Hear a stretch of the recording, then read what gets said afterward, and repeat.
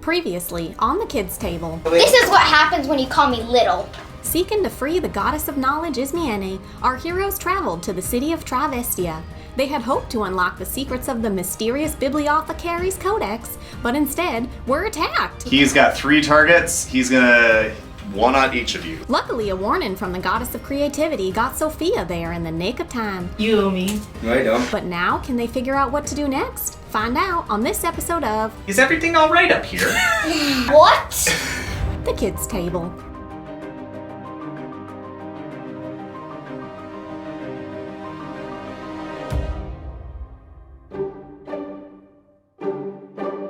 So you are all up there. Floodward has just run upstairs and discovered you upstairs. He says, "Oh my stars! What is happening up here? Are you all right? Who are those 2 guys? And I'm like, Assassins. Assassins? What do you mean assassins? Why?" you didn't even hear anything from down there. Well, you know, it gets a little bit crazy in the common room sometimes, and I heard a little bit of noise, but I thought it was just, like cats on the roof or something. Clearly we were followed. By whom? What do you mean? I don't understand. And about this time you hear steps coming up up to the 2nd floor, and Father Winston appears in the doorway behind you, and he says, What is happening? What is going on? Who's he? Did you sneak out? This is Father Winston. I have to admit, I wanted to know more about the Codex. And so while you were all sleeping, I thought I wouldn't waste any time and see if I could find the metal worker. So I went to the Temple of Creativity to see if any cleric there knew more about this famous metal worker. You ran so fast after I blacked out for a minute. Did you do something to me? Has that not happened to you before? Blacking out in the middle of talking to somebody?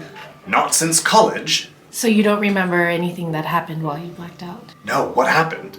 And Flodward goes, "You blacked out? Who is this guy? Are you from the Temple of Creativity?" And you sort of figure out that Flodward is just going to keep standing there until you do something about him. And I'm like, Flodward looks at you and says, "You just beat up 2 guys up here upstairs. I know that you're rich and that you sort of like paid for all of this and you're sort of a big shot, but you can't just come in here and like punch people. That's not okay." They attacked us first. We didn't instigate it. Well, I think that Flodward, might be your word against theirs. We've paid you for your time and you were supposed to make sure no intruders came. So I think we should just call this even and we'll take it from here, Flowers. Can you roll an intimidation check? The cleric? Okay. Yeah. So you actually are proficient in intimidation, so you're going to roll with +3. okay, can I? D20. D20 +3. I'm more intimidation. Actually, you know what? Roll with advantage because you've got Aragon standing next to you, with his daggers slightly showing. 14. 14, roll with advantage, so roll one more time. Take the Just to higher see. number. So 17. So. Oh, 6. So 17 total then. Oh, yes. He looks at you and he's like, and you can see the color slightly drain from his face, and you get the impression that it's less that he's afraid of you like doing something to him, and more he has failed in his role as the maitre d' or the concierge. I think I might call the guards, the King's Guard, just to come get these guys if they really did attack you, and I am so very sorry. And on behalf of the whole establishment, I hope that this does not dissuade you from continuing to provide your utmost patronage to our establishment. I will go fetch the King's Guard so they can... How would I pay you so you should need to see nothing? You don't wish me to call the King's Guard? No. Well, I would not presume to take money for such a request. What do you give him? I give him... 3 GP. Sure. 3 gold? Yeah. He looks at it in his hand, and then he looks back up at you. Just like this. 10 more.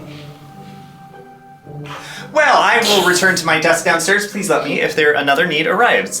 And he goes back downstairs. Okay. Wait, can I get a glass of water?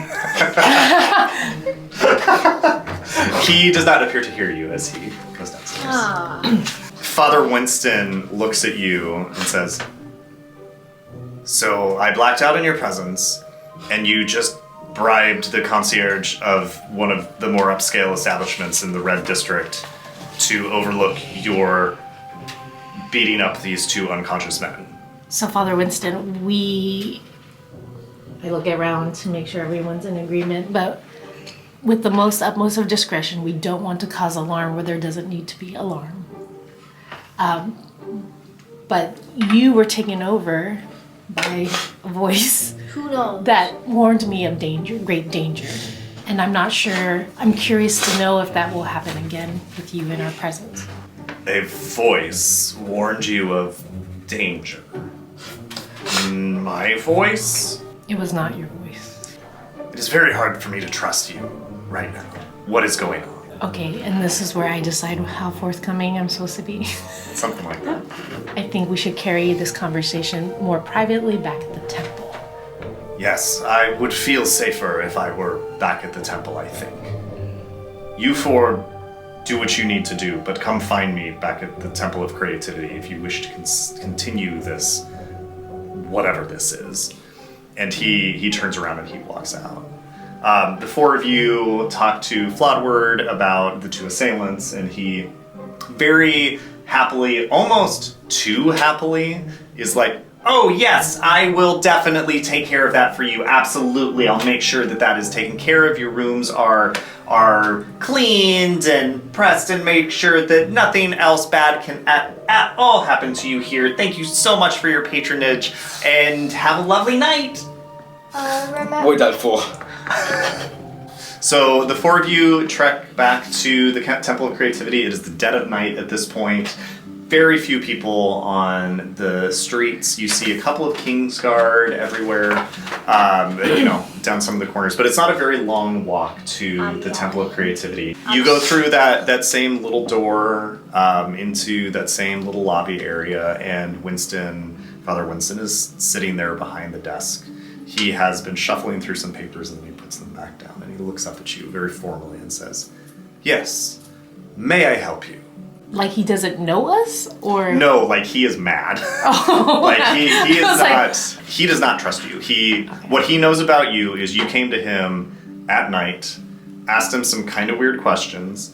He blacked out. You ran away, and when he caught up to you, there were two unconscious people in front of you and apparently your friends. So Winston looks at you, sits back in his chair, and says, "I am disinclined to help you in your endeavors at this stage. You need to explain to me what exactly is happening." We should tell him the story first. we should tell him the full story. Yeah. Why did you say he was looking at a bit of paper and then you looked up? Roll. You are the tallest one in the group, actually. Roll an investigation check for me. Well, halfling and two fairies. I know, I just 16 total. Okay. You get a brief glimpse of what was on that sheet of paper, and it is a list of characteristics.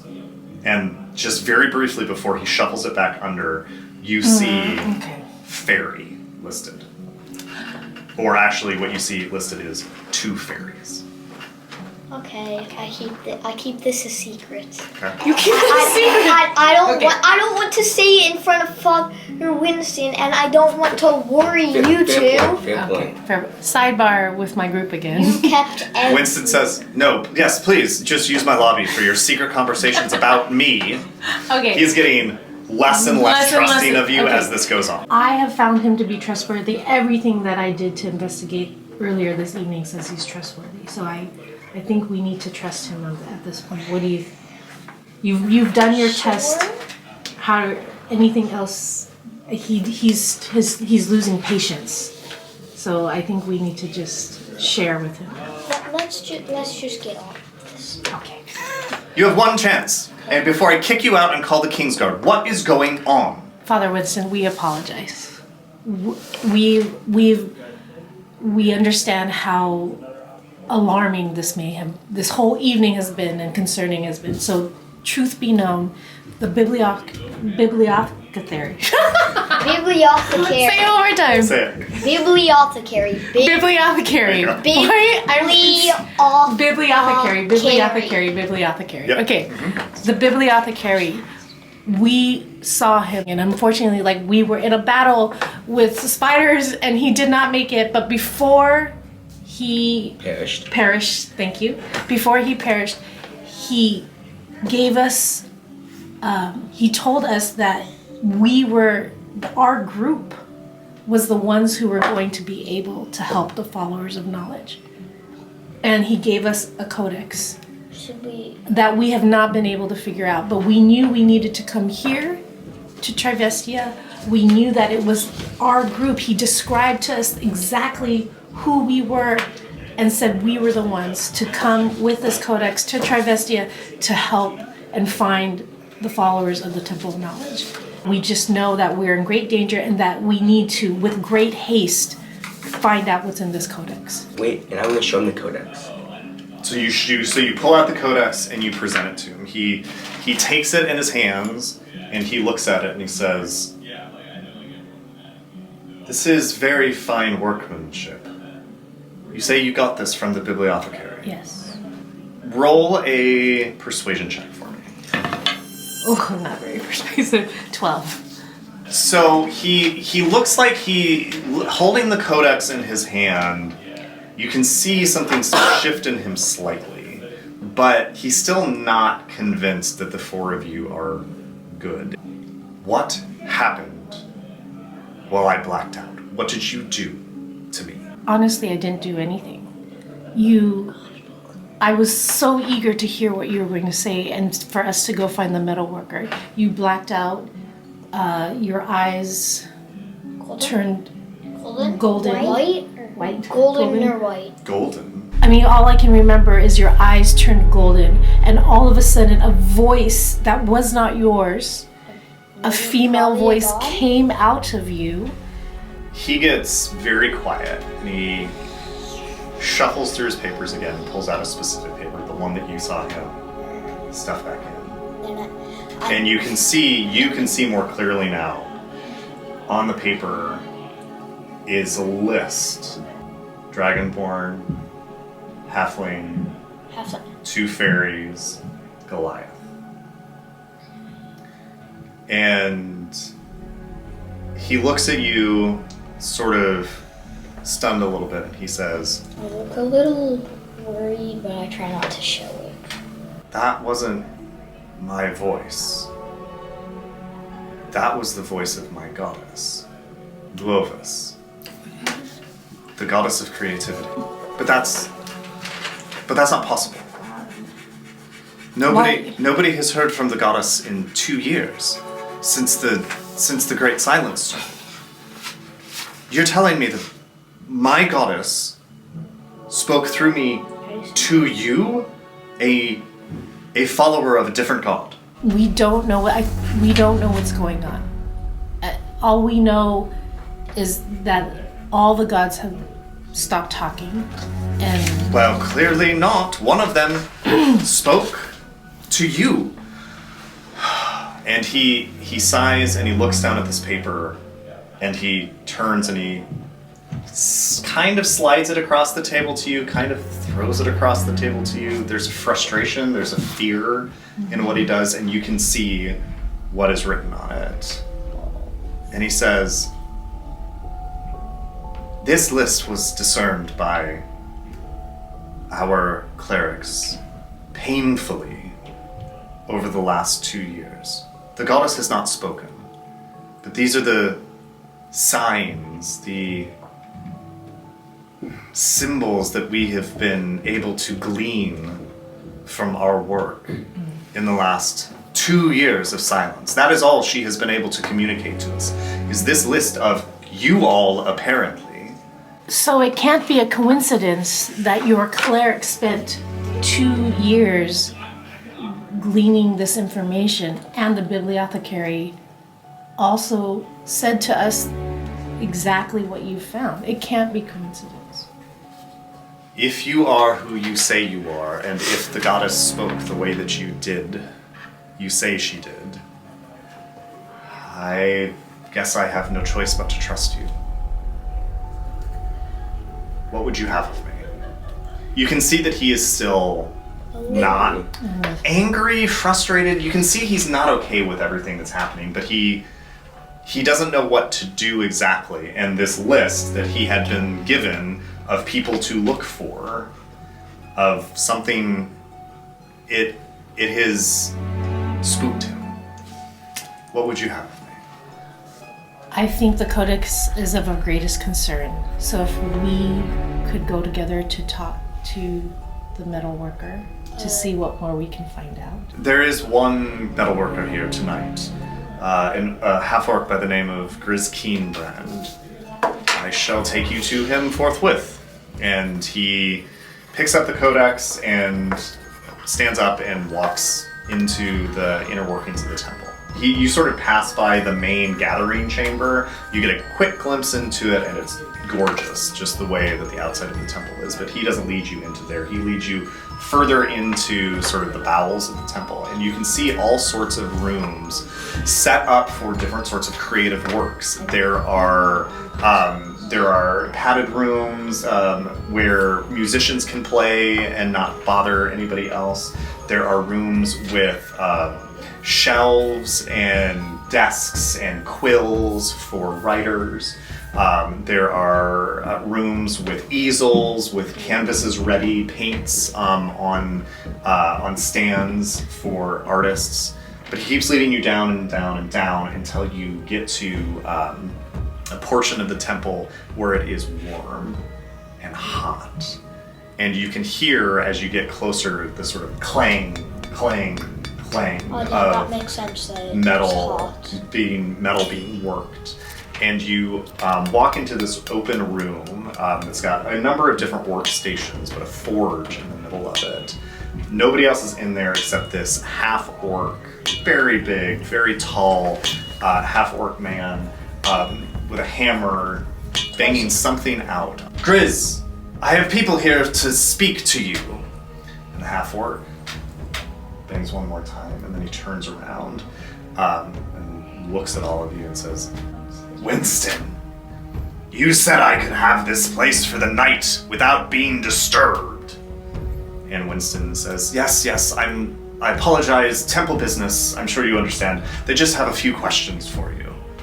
And Grizz looks at you all and sort of glowers a little bit. He doesn't like being interrupted. And he says, yes? What? Who has the codex? I do. Winston actually. Winston had it. And Winston holds it out to one of you who wants to take it. So Aragon's now holding the codex. Oh, I showed him. I want to figure out how to open this up. And I think you were the one who made it. I didn't make this. And he takes it out of your hand. So your little halfling hand, like it's huge in your halfling hand. He palms the thing. Like it looks like a little toy in his hand. And he takes it out and he fiddles with it for a couple of seconds and he says, yeah, I definitely didn't make this. Do you know who did? Man, this is exquisite. This is the type of thing that if you mess it up, then you ruin whatever's inside. It'll break, it'll crush it, it'll melt it, I don't know what it is, but there's not really any way to break into this without ruining what's been held inside of it. But actually, this metal looks kind of familiar. This, and he holds it out to Winston and he says, doesn't this look like some of the stuff that's in the Temple of Knowledge? And Winston says, oh yes, it does rather have similar look to some of the pieces on display there. And Grizz holds it back out to you and says, that's all I got. Thank you. Thank you. Thank you for your time. Yeah. And he goes back to Clang, clang, pounding on the clang, anvil. clang, clang. Winston leads you back out into the forge area, and as you're walking back through the temple, he says, the Temple of Knowledge was not sealed. The Temple of Knowledge was closed 6 months ago when the followers of the Way of Knowledge all abandoned it, and the Triumvirate posted guards so that nobody could get in.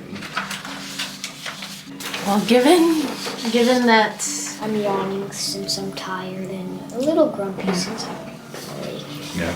Okay, so we have a task at hand. We have a decision to make. It is the middle of the night. We're being chased. And they're trying to stop us from doing whatever we need to do. So it sounds like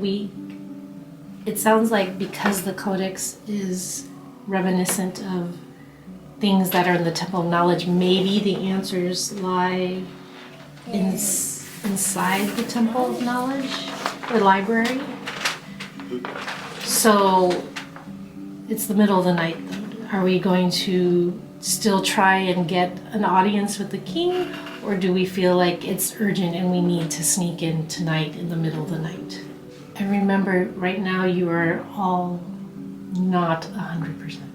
Morning. Audience king. By This is the king. second.